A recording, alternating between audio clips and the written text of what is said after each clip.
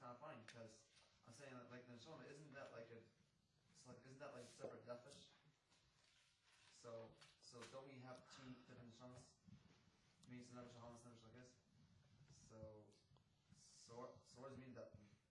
So does it mean that the neshama goes down? Sorry, it is like salvation nefesh hamas. Okay, that really is a little bit of an involved question. Try to answer it, to explain it to you as briefly as possible.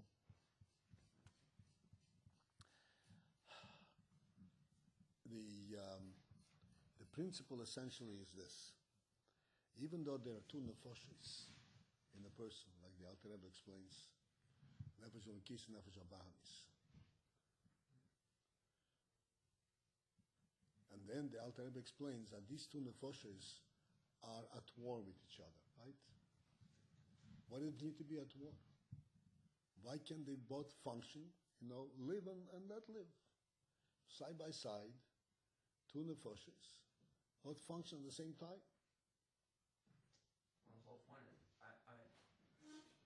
Well, they're fighting over the mind. Huh? They're fighting over the mind. I'm sorry. They're fighting over the mind. They're fighting over everything, all the limbs, everything. The mind, let them function in the mind also together. But they're opposites. That's right. So they will do two different things at the same time. So the person will be totally confused. That's correct. See, the point is, it's even more than being very confused. There is no way that a person can function but through one single conduit, one single process. So the nefesh elokis, and it's what's called nefesh elokis, is mislabish in the nefesh abamis. Not the nefesh abamis is mislabish in the nefesh elokis. Because essentially, the guf, this world, primarily is a nefesh abamis world. The nefesh abamis relates to this world naturally, right? It understands the world directly. The nefesh elokis does not have an idea what this world is all about. It cannot even relate to it, except that it has a task, it has a shlichus to do Torah mitzvahs. But the only way it can do that is through the guf, and the only way that can happen is through the agreement of the nefesh abamis. So this is the pshat that is mislabish in nefesh abamis. I'm sorry, this is this call I must take. This 1 second. Hello?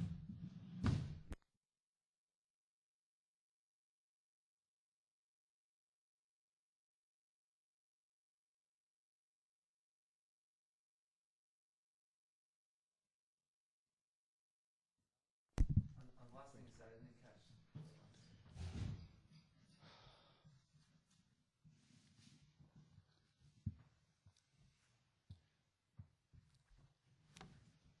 The nefesh comes down into the world, into the guf, to function in the world. The nefesh cannot function in the world directly. It must come through the guf, and then in the guf itself, it must be able to relate to the world. Let's say,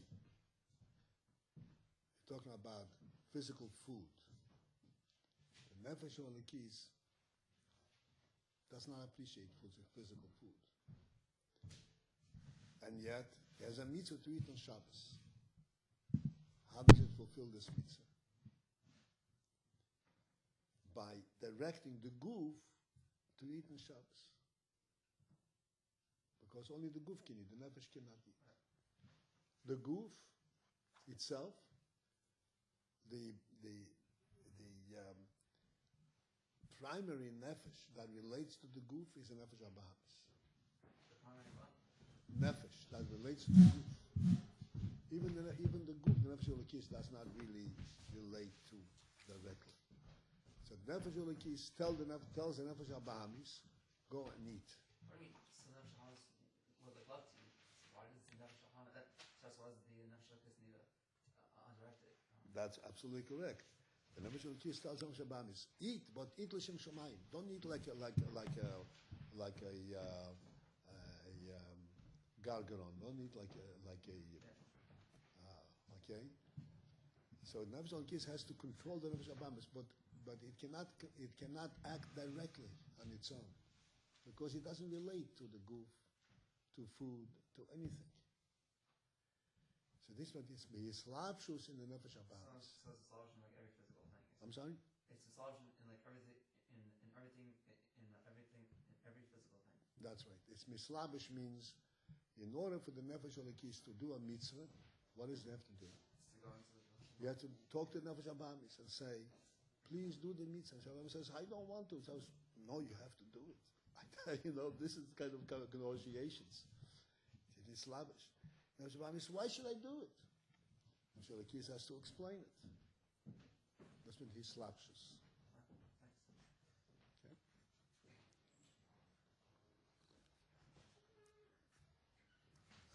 Okay. Okay. If you're going to join, I think you can make him a copy. No? All right, next time.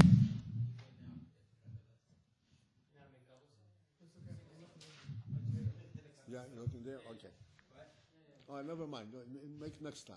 Okay?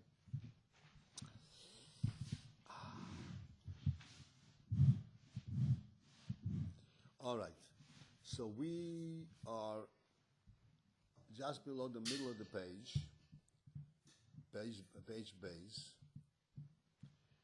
and the line begins with the word lamato. Okay?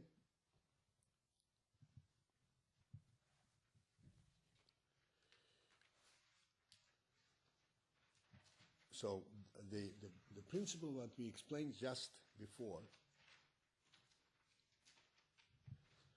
that the true significance of the neshama coming down in the world is in order to fulfill the kavona that the Hashem had in the Briyas Olam. What was the kavona? That Nisava Kadosh Baruch Hu is l'diro betachtonim. That there should be a diro betachtonim in this lower world. This world is called the lowest world, tachtonim. And how is this accomplished? How is this lowly world become a dira for Elokos? And we explained the whole principle of a dira. A dira is, like we said, the etzem itself is there not just functionally, but the very essence itself. How is this transformed into a dira for Elokos? This is through the human being, through the person, through his avodah.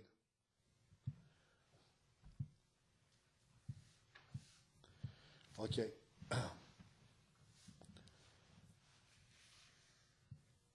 And the person himself ultimately accomplishes this through the power of Torah mitzvahs. This is a very important principle.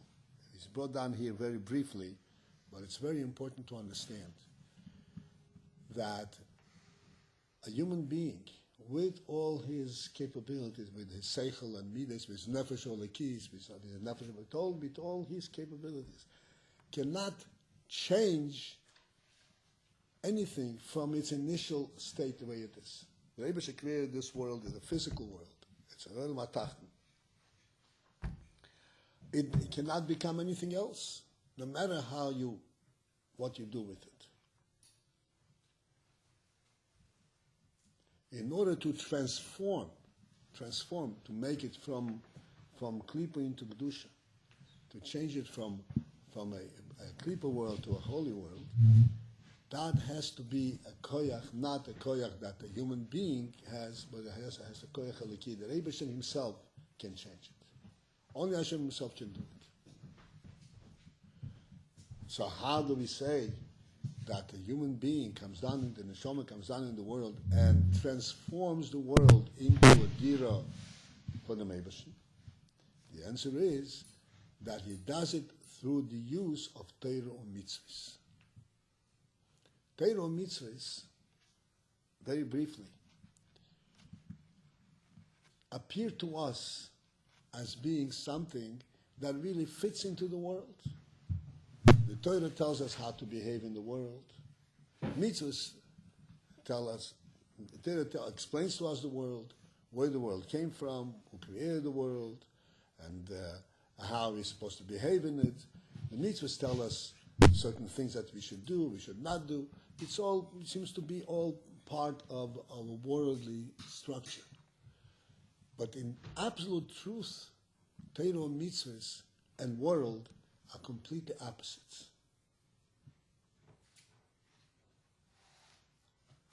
Except that the mitzvahs in the Torah were so nitzamtzim, were so redefined in such a degree that they can also be expressed in the world.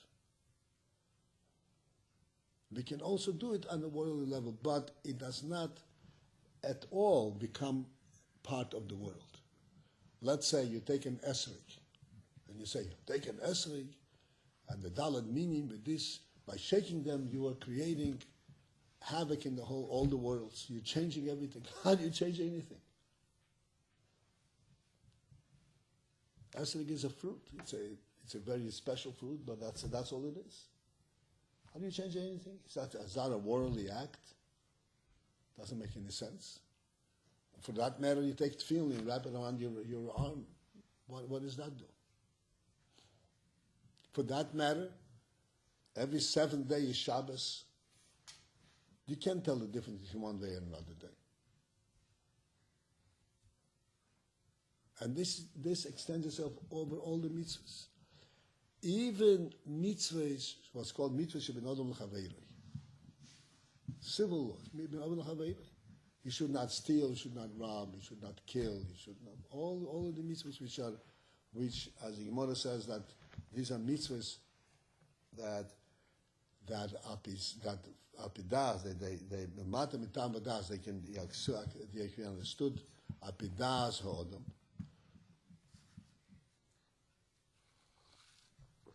So it's true that they can be understood, but they cannot be fully explained the way the Torah gives it. We know that there should be such a law, but to say that the way the Torah presents the mitzvah fits exactly into the logic of the world is totally untrue. And I'll give you an example. You know the din of the Dalet Shomrim, 4 different Shomrim, Shomer Chinam, Shomer Socher, a Socher and a Shoyel, right? So at first glance, it seems everything is very neatly organized.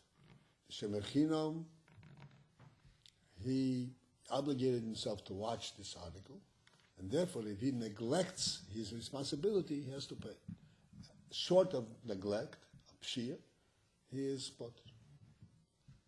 Hashem HaSocher, he obligated himself, and he gets paid for it, therefore he is chayav at the greater risk, at the greater level.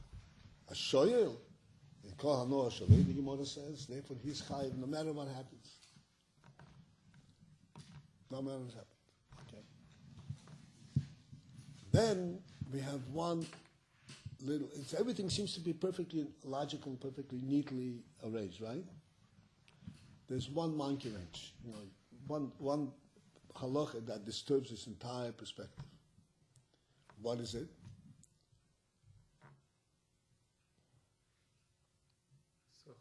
Are you creating some kind of a wraparound for the table? Paper version of the shayal. What?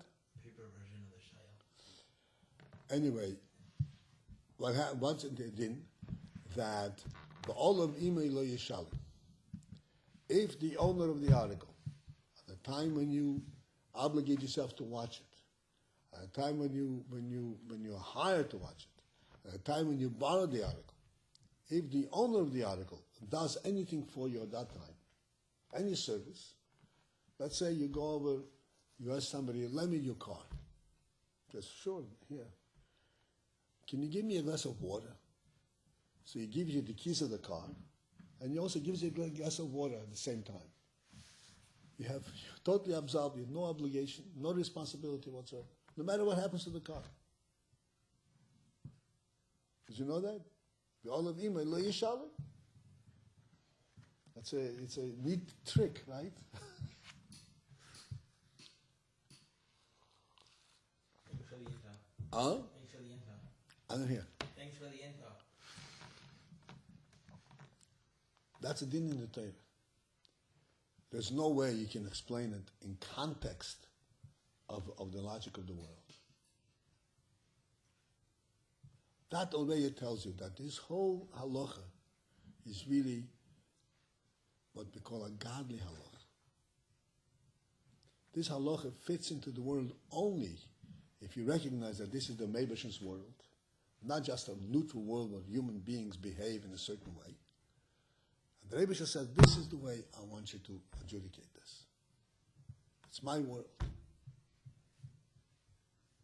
And in some places, the Torah says clearly, like for instance, the din of Yovel. You know what Yovel is? Everybody knows what Yovel is? The 50th year. So all real estate transactions, land that was sold, when it comes the 50th year, it goes back to the owner. Right? That's what the original owner. The Torah says clearly, there's no logic to it. The logic is, because it's not yours in the first place. It belongs to me. It belongs to Hashem. Therefore, you cannot change on a permanent level, on a permanent basis, anything. That's the principle behind all the laws of the Torah. So it's not a worldly principle, it's a godly principle. The laws of the Torah, whether they be Eides or Chukim or Mishpatim, are all representing the principle that the world belongs to Hashem. There's no other way to explain it.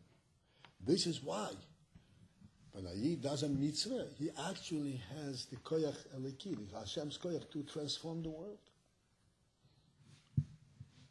This is how he's ultimately accomplishing this transformation and the change in the whole mitzvahs of the world, and making the world a dearer for the neighbors. Okay, this is what we learned. We didn't elaborate it, but this is what we learned. The last lines that we learned.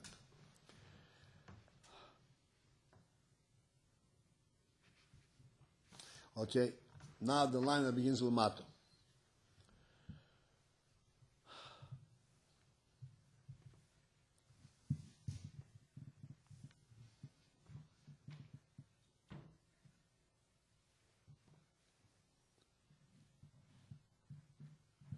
V'lochei nikro ha'odom b'shem neir havaya. This is why the person, the human being, is called Neir Hashem, a God's candle. K'maimer, Neir Havaya Nishma Sodom. It's actually a posuk, Neir Hashem Nishma Sodom.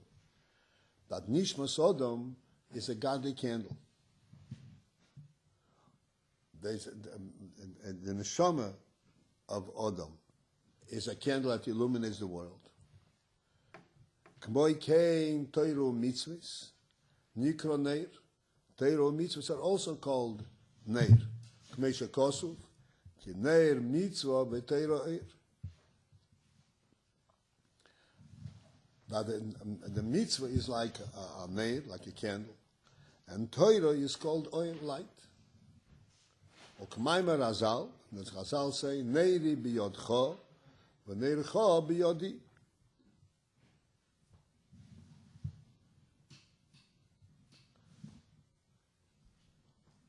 That the mitzvahs, those are the Meibash's candle, and biyodcha, they're in a person's hand, and neircha biyodi.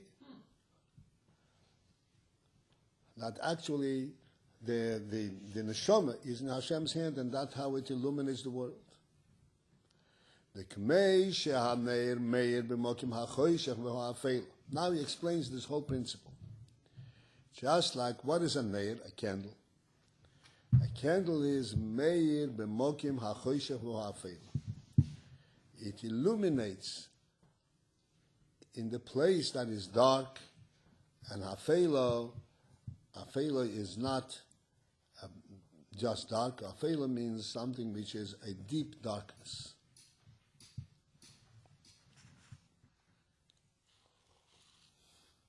Is this the difference between the darkness of like one is Cheshach, the first 2 days was Cheshach, and last 2 days was Afela?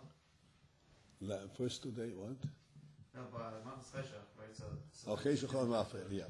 I'll explain to you in constant the difference between Cheshach and Afela.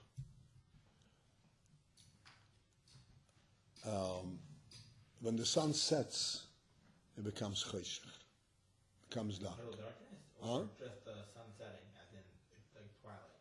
No, I'm talking about full darkness, middle of the night. When the sun sets, the sun has set, therefore we have no light. We have no light. Let's say it's in the beginning of the month and there's no moon either. It's perfectly pitch dark, okay? It's Cheshach, it's dark. But this is a darkness that it's possible to illuminate.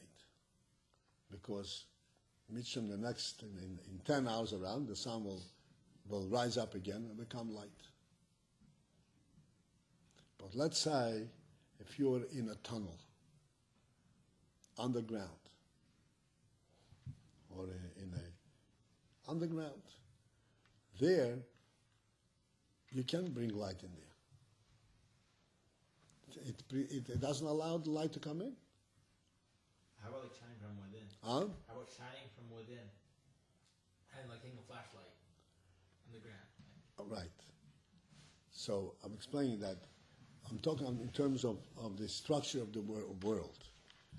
The way it is, the Cheshach here is a darkness that is open to light. There's a darkness that is not open to light in the first place. There's a difference between Cheshach and Afela. So, in terms of our world, there are many levels of Cheshach and Afela, Cheshach and darkness. Like the Alter Rebbe explains in Tanya that there is klipa snoiga, a klipa that can be illuminated. It's also a klipa. It's dark, but it's klipa snoiga. It can be easily illuminated. Then there is a klipa that is a darker klipa that's not easily to eliminate. It has to be nizbarer. You have to be mevatel it. Because that doesn't allow any light. No matter how much light you give it, it still stays dark.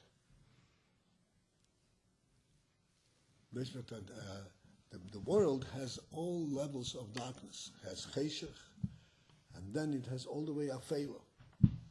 There are aspects in the world that don't accept light easily, that reject light.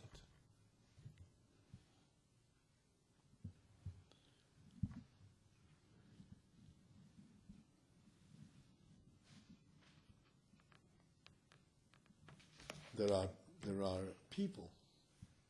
There are people that enjoy, that they feel that darkness is an enjoyable state. They actually look for darkness. That kind of, you know, if in the city, in the bars, it's dark. In Baal Shem Tov, there was a lot of light, candles everywhere. Because Simcha comes with light. Van in Klippe, Simcha comes with darkness. It's a completely different mentality. And all that, this darkness and that darkness, all that needs to be illuminated through Torah and Mitzvah. So, Mitzvah, Torah. So the Rebbe says like this: just like a candle. What is the meaning of a candle? That that it's able to shine and illuminate a place that is dark and even a deeper darkness. Likewise, the person meir as cheshchaz ha'olam. person illuminates the darkness, or Adam illuminates darkness of the world.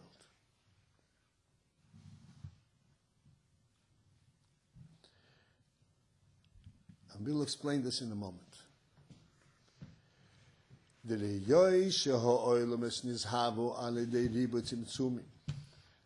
that the worlds were created as a result and through the REBBE tzimtzumim, as a result of many tzimtzumim. Tzimtzumim means limiting the light. The halomes v'hasteirim, and then further concealing of the light. Ad sheheim bebchinas cheshech va'afel, to the point where the worlds become cheshech va'afel, or darkness. The kol shekein ho'elam hazeh, certainly this world, shu bebchinas cheshech av kofel umchupel, that this world is in a state of great darkness, of kofel umchupel, and a double and redoubled cloud that sets darkness in. Ad shehu mole klipes v'sitra achara. The darkness is so profound that the world is full of klipes and sitra achara.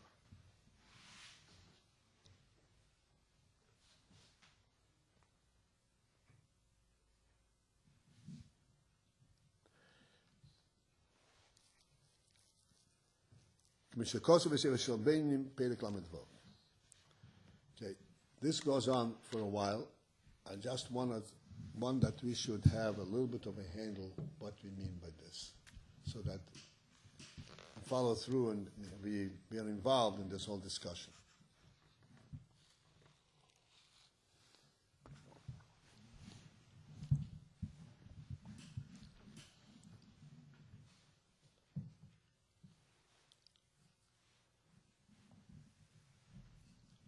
We discussed this,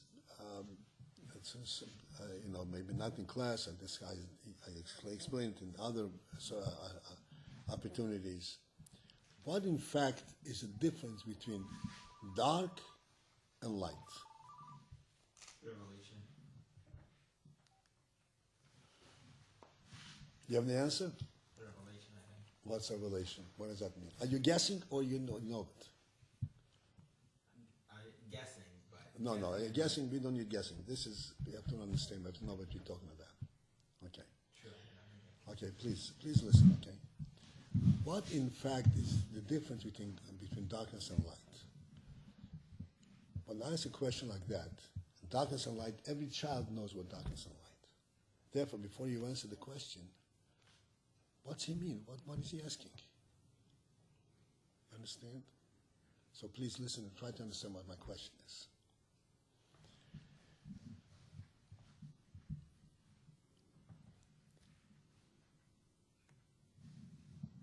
In light, we come into this room, so we know what's going on. Right? In light, we know what's going on. In dark, we come into this room and we don't see anything. We don't know what's going on. Okay. Does that mean that you're stuck? You can't make a step? No, you could. You walk slowly, and you feel your way around, and after a while, it's going to take you a little while, longer than just a glance on the room, but after a while, you can walk around, and you can ultimately identify every last piece of furniture, every last thing that's in the room. Right? Hello? You feel your way around, and you can identify everything. And after you've identified everything, is there a difference between whether the room is light or dark? There's no difference. What? So you see a film. So who needs light? Make it easier to find things. For that, the Rebbe created the sun, so you should be able easily to find your way around. When it's light, you first see everything and then you go to details. When it's dark, first you feel the details and then you understand the whole picture. So what's the difference? Okay, but you find it anyway. The darkness, how do you feel it? Huh? Darkness, you feel it more. Over here we're saying, look, they're saying, Neir mitzvah v'Torah oyer. Without Neir mitzvah, without mitzvah and Torah, the world is dark. With mitzvah and Torah, the world is light. This is a categorical difference. This is not just make it easier or more difficult. There's a principal difference. Right? It's not just make it easier.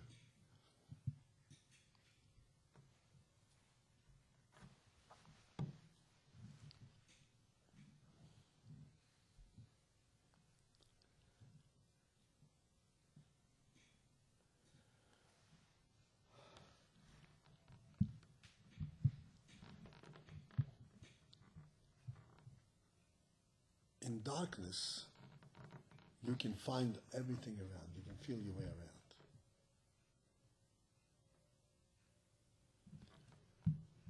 If you walk and you slowly and you come to this table, there's something here. And what is this something? How do I identify this something? How do I know there is something here? Because I feel it. In other words, I was walking until I hit this table and I can no longer walk. This table prevents me from continuing to walk. So I know there is something here.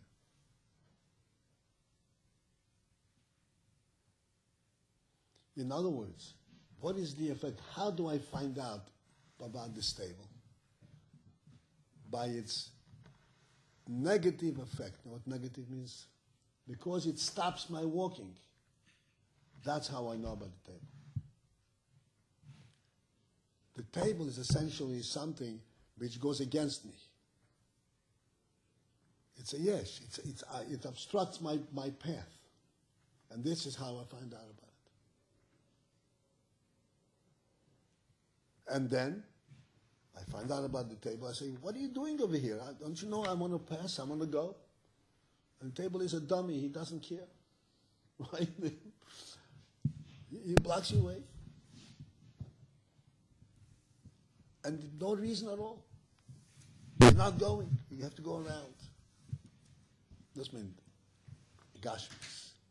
Gashmi just presents its presence. I'm here, and I'm not moving. And if you need to go around, you have to find your way around me. Why? Because I'm not letting you go. And you can go through it.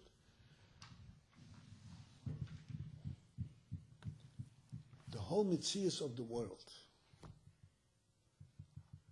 When you look at the metzius of the world without Torah and mitzvahs, what is the metzius of the world?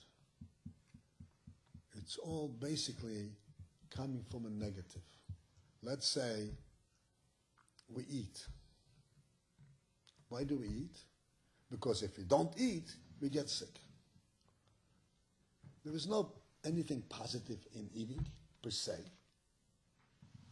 You're hungry, you feel uncomfortable, so you have to take away the hunger to eat. Wait, but like, no, wait, if you eat. What? If you eat, then you're then you're healthy. So there is positive. What's healthy mean? Because without that, you'll be sick. Everything is just filling in something about being lacking. This is the principle in the world. This is how the world is presented. It's how the world in itself, the world by itself will be understood. And this is essentially the principle of darkness. In darkness, you know everything by its negative effect. Negative, because it blocks your way. It hits you. If you walk straight and you're not careful, you're going to get hurt. Therefore, you have to be careful. In light, the whole thing is reversed. Completely changed. You come into this room and you see the table. The table is not an obstruction. You know what obstruction means? It doesn't block your way. The table is something which serves you, which has a positive in it. Why is it the table has a real purpose? You don't even notice the fact that it's an obstruction. On the contrary, this is a bismedrish. It has a function and a purpose. This is the principle of being in light. In other words, if we, so to speak, expand upon it, I'm jumping a little bit further, but I want you to understand, if we should expand upon it and look at it from a complete perspective, it would be like this. The world by itself is dark, because the world by itself has no particular purpose. Light, that which gives purpose and meaning to the world, that's Hashem, that's godly presence in the world. There's a purpose in everything. And when you approach anything from mitzad Torah, mitzvahs, mitzad godliness, everything has a meaning. Nothing is just an obstruction. When the sun sets and it becomes dark. So from the world perspective, it became dark, now I can't go and play ball. But mitzad Torah, it became dark because now is a time of darkness. And there's a positive meaning in this. In very simple terms, of course simple terms,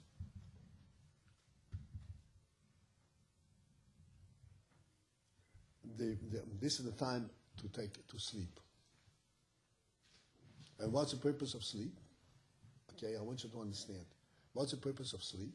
The next day will be better. So in order to function the next day. What? In order to learn the next day.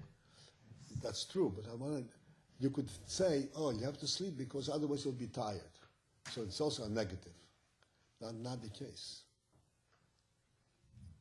You have to understand there's a real significance in this, because as a result of the sleep, you clean out your mind, and you start in the morning afresh. And that which you understood yesterday, now you understand in a totally different way. The sleep is that which permits a person to grow. If a person were healthy, he didn't need sleep. Then what he learned when he was 2 years old, this is what he will know when he is 20.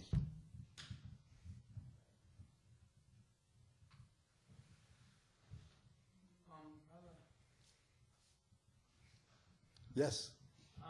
You said if a person is totally healthy and doesn't need sleep, that which you understand at 2 years old, he'll understand the same way as 20. But if he doesn't need sleep, doesn't it mean that his mind will be refreshed automatically? No. No? No, it just goes on. There was a mindset of a person who couldn't sleep. Yeah. Yeah, I read an episode. He didn't sleep for years. He was miserable. Physically, he couldn't sleep. He wasn't tired though? No. But he was completely static. Static? Stationary. Nothing moved in his life. Yeah. Because he wanted to sleep. Because a person wants to sleep not only because he's tired, because you need to clear your mind and start afresh. Everything. And it says that Rashi, one of the Idonim of Rashi, in Pirush Rashi, in the Chumash, in the Gemara, one of the wondrous things of Rashi, and besides that it's the Pirush of Rashi, but the wondrous thing is in Rashi is not just his Pirush, but the brevity, the clarity with which he presents it. It's an amazing thing how Rashi presents his Pirush. It's amazing. You learn Gemara with Rashi, you don't even notice that you learn something aside. It just fits right into the word, into the Gemara. Just a flow. It's like somebody whispering in your ear. Okay, here's the word. Fit in this, and it just goes right through as if you didn't even notice that you learned the Rashi. It's an amazing thing. So, they asked Rashi one time, how did you do this? This is almost a talent, almost an insight. Whatever it is, Rabbi said, everything that I write, I rewrite the next morning.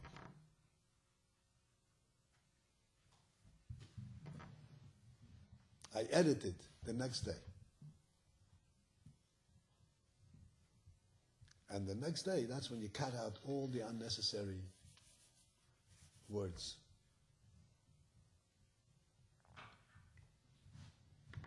Then you learn, you think, oh, you have to explain that. Then you start fresh. You say, oh, I don't need this, everything.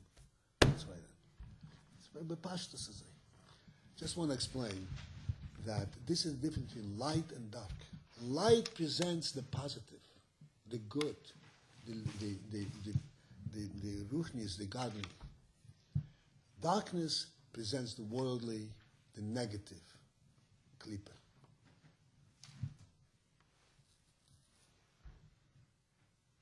This is what Rabbi is saying.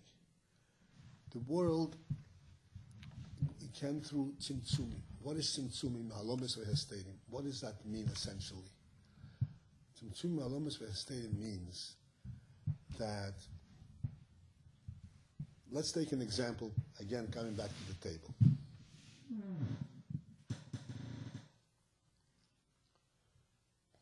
A table is something that serves a human being. It serves a purpose. It serves a human being, a person really appreciates a table. He knows how to use it.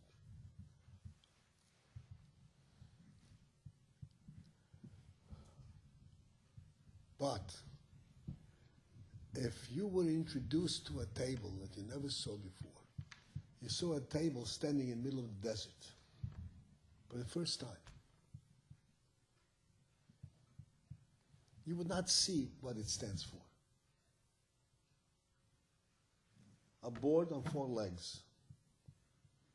Okay, All you would see, at best you would see, it's a good piece of carpentry. But otherwise, it doesn't have any sense. What is this about? Why is that? Because the purpose for which it was built, the human sense, the human idea of what this was for is hidden. What you see, like in the document, you see the physical entity. The physical entity is a board on 4 legs. You don't see its light, you don't see its purpose. This is the pshat halomis v'hesterim. Tzimtzum halomis v'hesterim. The REBBE created the world. Everything in the world represents godliness. In everything in the world there is a godly spark. But what do we see in the world? We see just the physicality. In truth, there's a godly spark. Like we get an example of sleeping. What do we see from our physical perspective? What do we see in sleeping? Negative. You get tired, so you sleep. You get hungry, so you eat. What is the truth?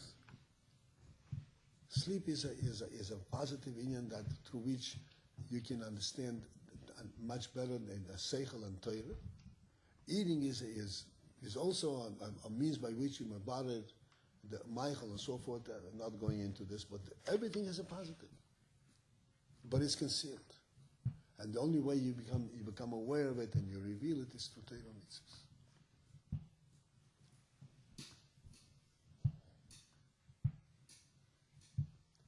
The Torah says that at night you cannot do everything that you can do by day. Bring korbanos you can do at night, you can do by day only.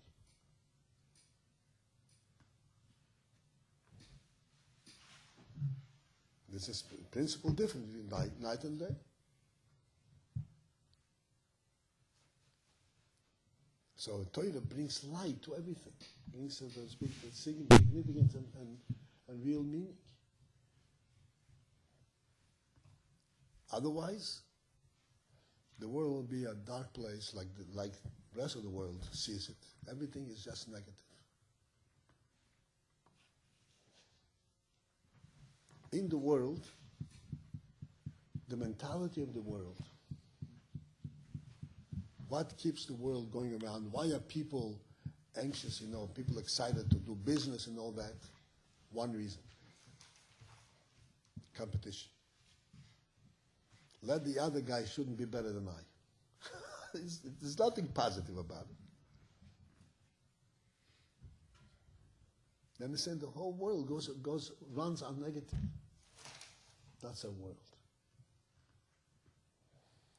The Torah brings completely different perspective.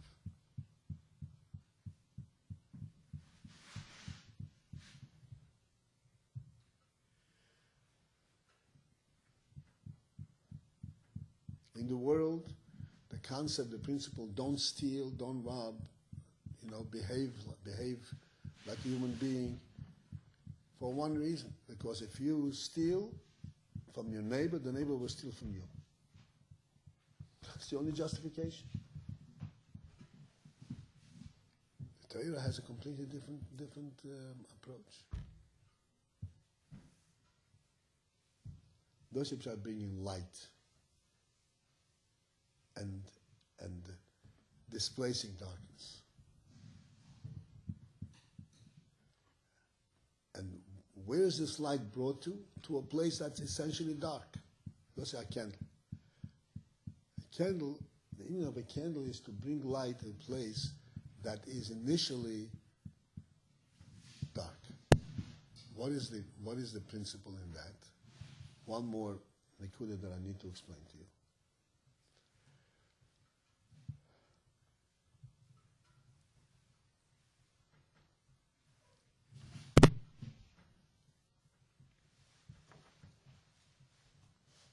The sun also has light.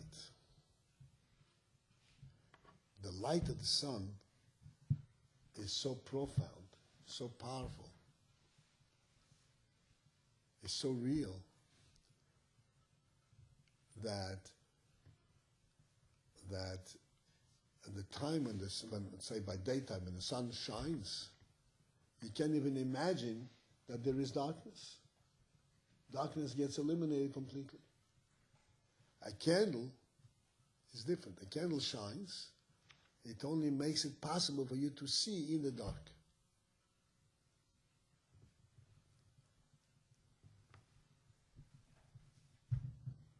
This is a shot that you could eventually, in the Osid loving, when Mashiach will come, there will be light in the world after the old in Birurim. The light in the world will be not like a candle. It will be like a sun. It would be there's not going to be any darkness at all. Now it is still a process of Birurim, which means yes, it's dark, but I'm in the dark. I can see. I can use the darkness, I can use the world in its dark state for Torah mitzvahs. I can appreciate that there is a light also in the world. This is Pshat a candle. The meaning of a candle is, you light a candle, and you're able to see a certain area, and beyond that area it's still dark. So this is how Torah mitzvahs is. Torah mitzvahs slowly, take one thing at a time. And then it illuminates one piece of the world after another. Essentially, this is what's called hislapshus. Hislapshus. This is about the nefesh elikis is mislabish and nefesh abamis. It does not eliminate the nefesh abamis. It explains the nefesh abamis and uses the nefesh abamis to fulfill its purposes. It combines with it. This is called hislapshus. And this is what a candle is. It combines with darkness. It makes things light, but it doesn't do away with darkness. It makes it possible to see in the darkness. Okay, we discussed it a little bit further than, I just wanted that we should understand that there is meaning to these words. Eventually, as we go through, we'll have much more chance to discuss it from different angles. Okay? All right, any questions? No, not yet. Next time. Yeah. How when there's light, they illuminates the whole time. I'm sorry? When there's light, how doesn't it illuminate all the darkness? Eliminate. Yeah. Well, take an example of a candle. The sun is a separate thing that we talk about. A candle stands over here, and it illuminates a very limited area. Just a candle is what we call a focused light. You know what focused light means? It's focused to illuminate that particular area, not to illuminate the entire world or the entire room for that matter. Just to be able to see this place. That's the meaning of a candle.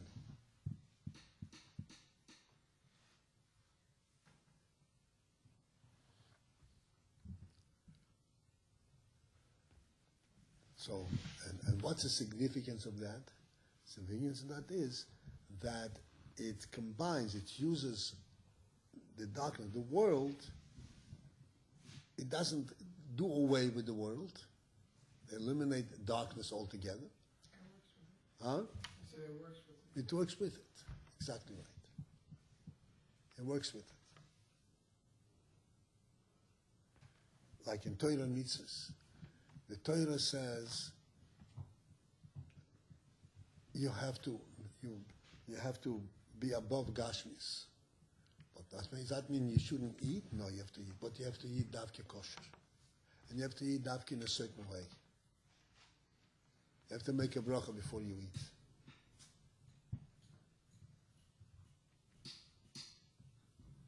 You understand? Moshe Rabbeinu was in the house Sinai, he didn't eat. That's a different level. The level of Torah mitzvahs is that you have to eat, but you have to eat, which is darkness essentially. You have to do with the world, but you have to do with the world in a proper way, in a holy way, so that there is light, there is meaning to it.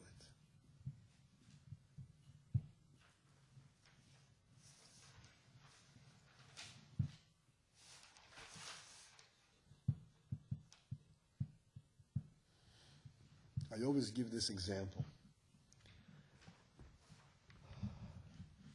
This is mamash a simple human behavior. An animal, a cat, how's a cat eat? It puts its face into the food. How does a human being eat lahavdil? It brings the food up to its mouth. What's the difference? He's eating. Let him also go into the food. No. A human being is not allowed to put his face into the food.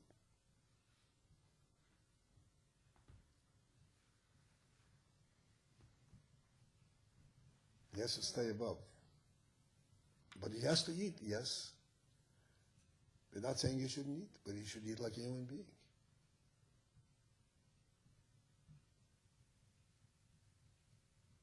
This is mamash, so to speak, on what's called a seichel anushi, on the human level.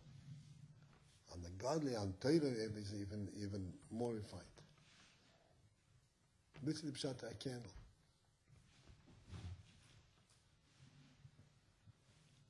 And this is how you move out of the world. You know, one piece at a time. That's what keeps breaking, one piece at a time.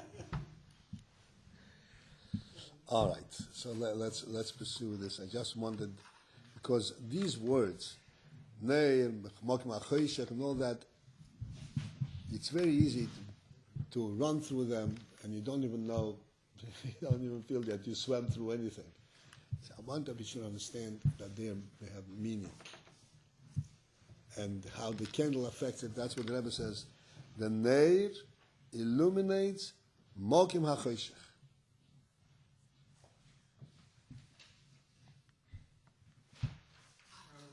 Yeah. When it says Nevi biyadacha or Nerecha biyadi, what are these two things referring to? Torah mitzvahs is the Mebish's candle. And the Rebbe put this candle in our hands, gave us the gave us the opportunity to use Torah mitzvahs to illuminate the world. Okay? The neshama is our neshama, and who maintains the neshama? Who sustains the neshama? The Rebbe. It is through the neshama that the Rebbe shines in the world.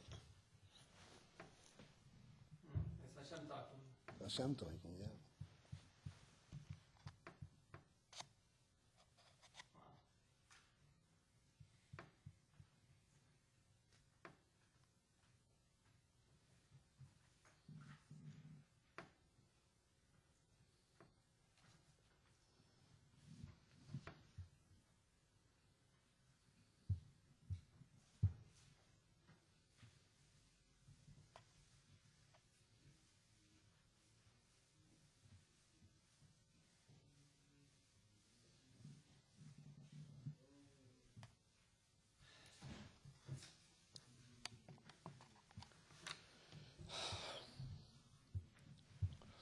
All right, we'll go through the next, for further discussion of the Choshech Kofel Chupel, double darkness and so forth. But essentially, we want to get to the light, which is at the bottom of this page. All right, I think this will be it for today.